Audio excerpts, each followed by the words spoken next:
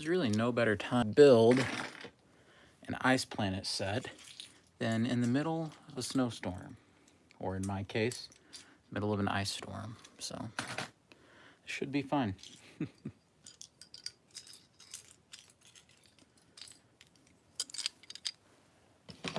Wonder how everybody else's weather is out there. I think this is more of a Midwest problem. Although I think the north is getting some pretty heavy snowfall as well.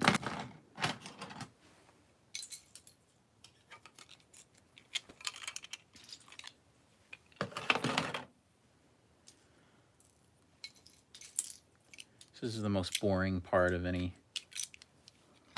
build, where you're just getting everything separated by, especially if you're buying an old set like this one is from the, I think it was from 91. Maybe someone can correct me on that. But I always separate everything by color. Kind of makes things a little easier. And I always thank myself for it as I go through the build, because if you don't, you can get into a lot of aggravation looking for all these little things. Of course, you never know when you're building something like this and you bought it used or something like that and it's an old set. You can only go by the feedback and the reputation of the seller, because you never really know if you're going to stumble upon like a piece that's missing. And if that happens, I have to go back through like my back catalog of Lego pieces. I usually keep an extras bag or something just in case that does happen. And usually I'm pretty lucky on that stuff. Every now and then, though, you'll run into something and you've got to go to Bricklink, or you've got to go to eBay and see if you can find the individual little piece, and it can be a lot of frustration. It can be a lot of frustration. Let's see. So it's funny, these old sets are so much more, I don't know, they're just so much more straightforward. They're a lot less complicated than the old ones and then the new ones. And that's because I think there's only about 3 different colors of pieces in this. I mean, there's black, there's white, and there's blue, and then there's some, the accents are trans orange. So that's pretty much it, though. I mean, it doesn't get any more straightforward than that, I guess. So, I kind of long for those days in Lego sets that they were so much more simplistic. And I know they weren't as sturdy, and I know they weren't as detailed and all that good stuff. But, I think they have their own charm. I really do. And here's something you don't see these days. Magnets in a Lego set. At least I've not seen them in a while. Maybe you guys are buying sets that I'm not. But, yeah. I think magnets are something that's kind of gone the way of the dodo in Lego sets. And who knows, maybe there's a good reason for that. I guess we've figured out building methods and things that aren't as reliant on that kind of thing. Here we go. Here's one of our Ice Planet people that live here that's stationed on this. I feel like I'm stationed on an Ice Planet right now.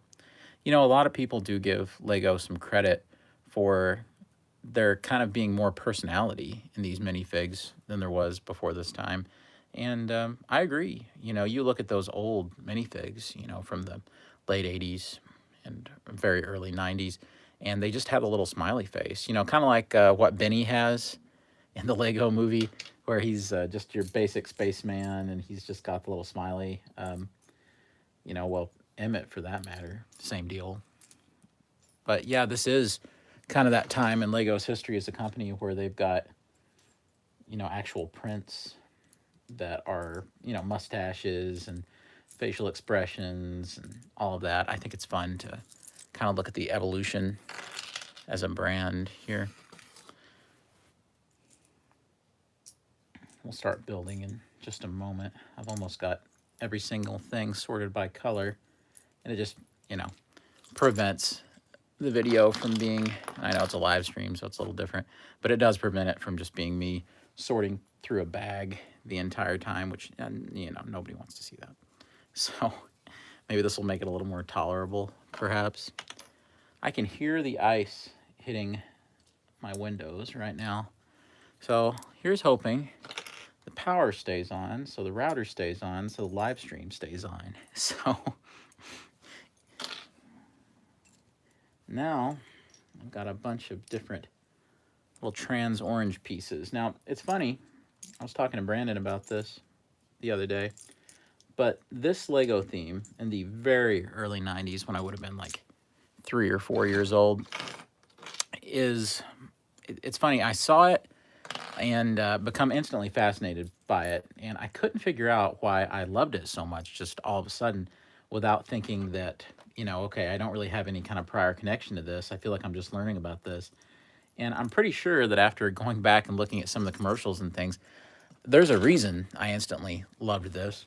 And it's because kind of buried in my memory, kind of deep down embedded, is I think kind of these strange memories of seeing these sets out, seeing commercials for these sets when I was very little. I'm talking, 3 or 4 years old. Those kinds of memories where you've just got those kinds of fleeting memories a little bit. I mean, those are the ones that they almost feel like dreams in a way. And this kind of answered some questions for me why I was so into Nexo Knights for a while there when it was a theme, and I wish it was still going.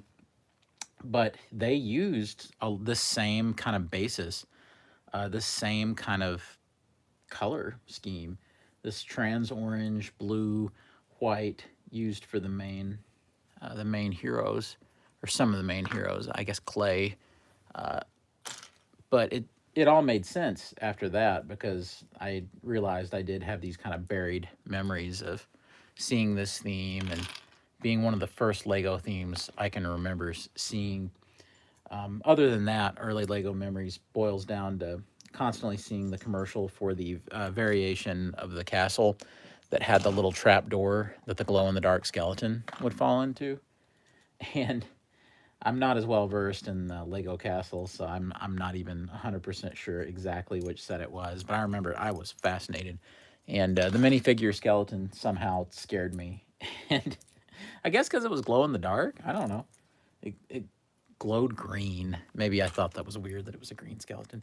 Maybe Batman Beyond should have really bothered me, right? With Blight, the glowing green skeleton man. Okay, that looks like I've sorted practically everything. So I think we're ready to begin. You can just get a wider look there and kind of see the pieces I'm dealing with.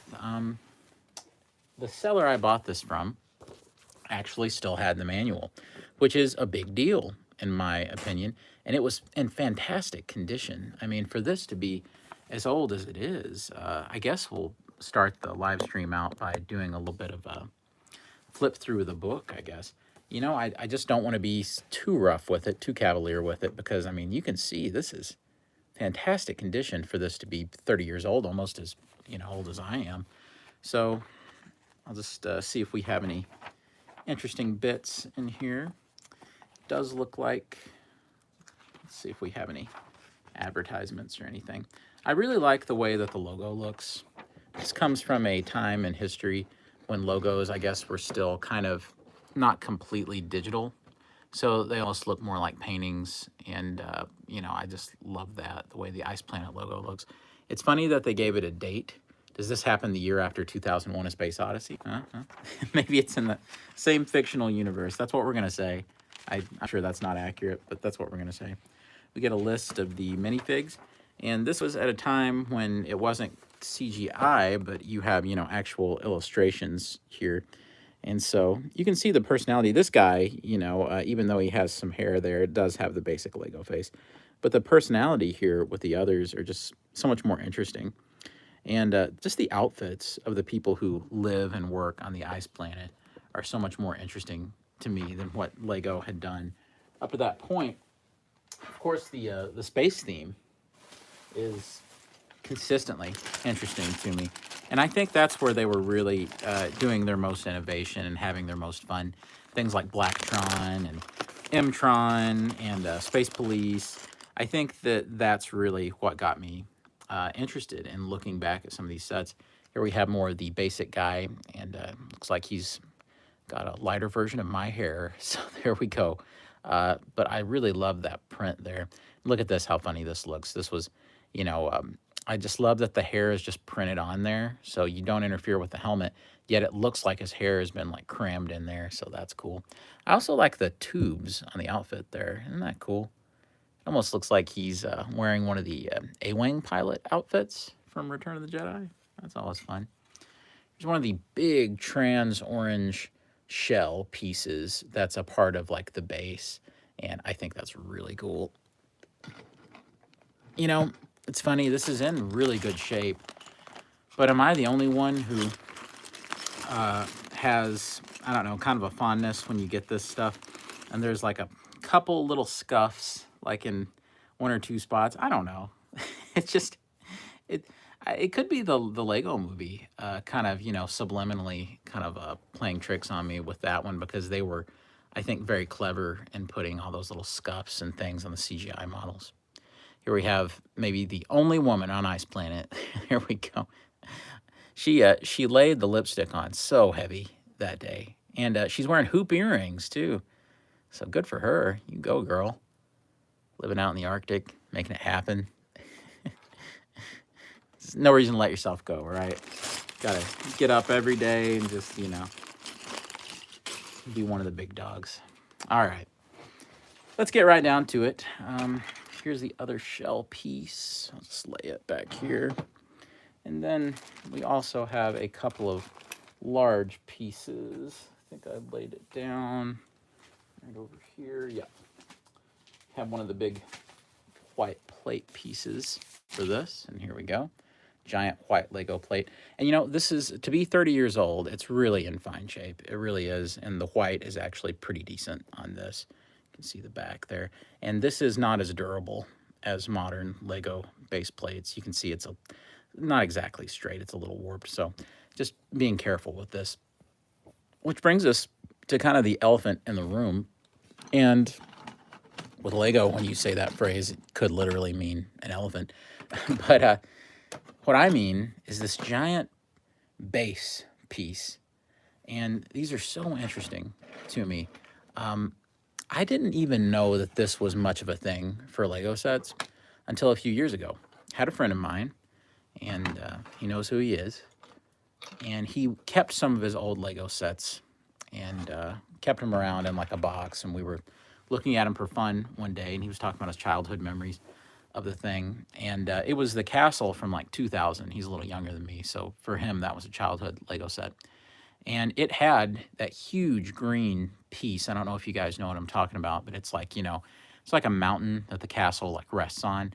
And I was fascinated by it. I didn't know that that was a thing. I was still kind of educating myself about Lego's history at the time. And that was the time when I was so into action figures. I don't think that I had room in my purview for anything else.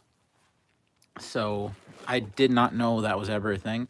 And I don't know if this was the first time they did this. I doubt it was the first time, but it was definitely a neat concept. Now, it's a great way to boost up the size of a Lego set. It's all just one piece, but it's not the most durable thing in the world. It's, hear that? It's just very thin plastic. You can see there's a big well in there where you put stuff. So being careful with this and finding one in decent condition is kind of another challenge in and of itself. And it makes some of the old sets harder to collect, in my view. And I don't know. It just makes it more fun if you stumble upon an auction for one you can get for a decent price, like I did with this. And, you know, you find it and it's just like, oh, wow, this is, you know, this is pristine. So it makes it a little more exciting when you can find one that's in pretty decent condition, all things considered. So, I'm starting to sound like NPR, all things considered. I'm listening to too much NPR. All right, get these guys separated out here. Okay, I'm ready to open up the book and see what I've got here. Let's have some fun. Now, it's possible if we lose the stream or something like that, I'll pop back on, start another one, something like that. You know, this is a longer build. It may be a couple of different streams. I don't know if, you know, if I have to go or something like that. But we'll see what we can do. We'll see what we get done with here. Okay, first things first. Looks like we're going to be building the big ice rocket that's on the outside of the base first. So let's get right down to business. First thing we're going to need, looks like one of these sticks right here. Here we go. And then we need a little white dish. And boom, there's your Ice Planet base. Look at that, perfect. Okay, let's see what we got here. And then we need one of these little guys on the top. It's funny, it kind of reminds me of a pit droid from the Star Wars prequels. Don't hate on the Star Wars prequels. Love those.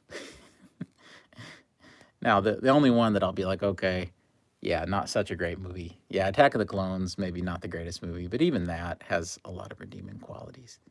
Certainly if you were like me and I was a kid when Episode 1 came out, and you'll never believe who George Lucas made Episode 1 for.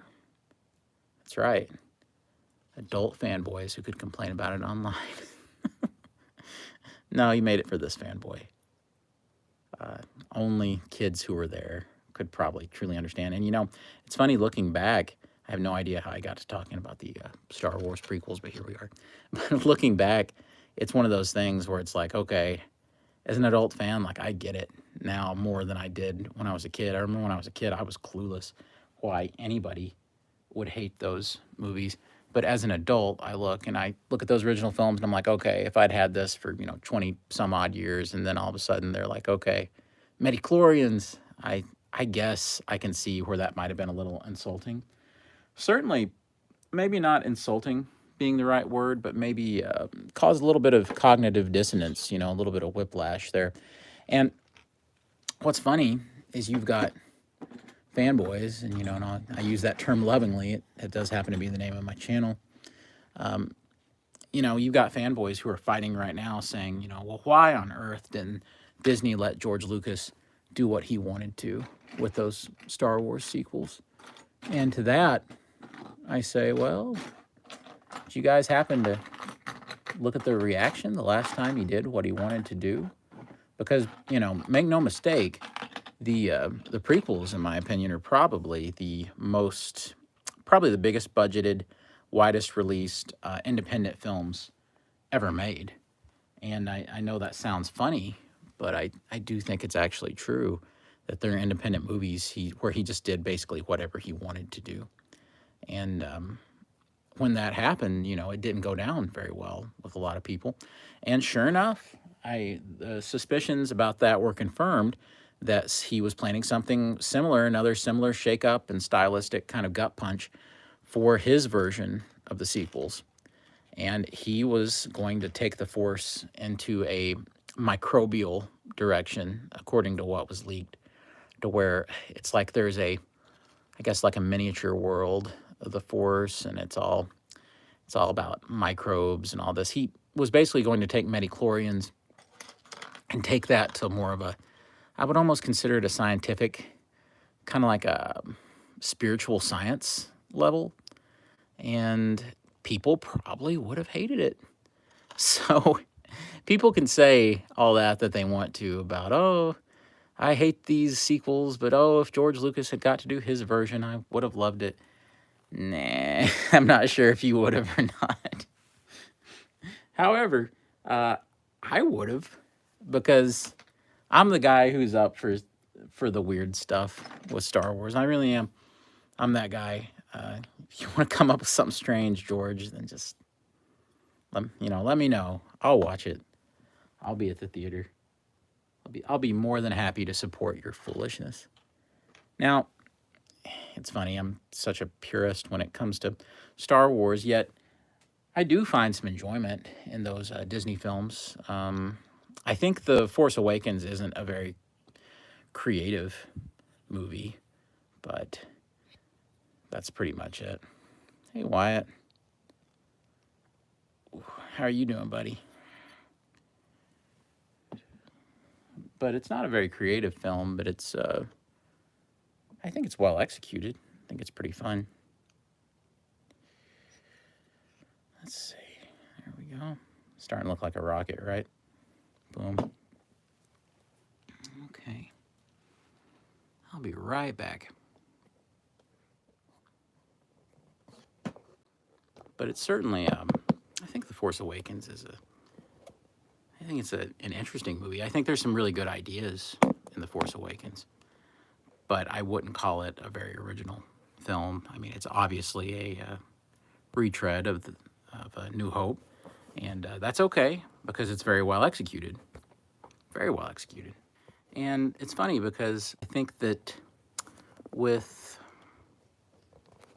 The Last Jedi, it has a lot of things in it that I would never have done, like at all, about Luke and things that I would have been like, no, not doing that.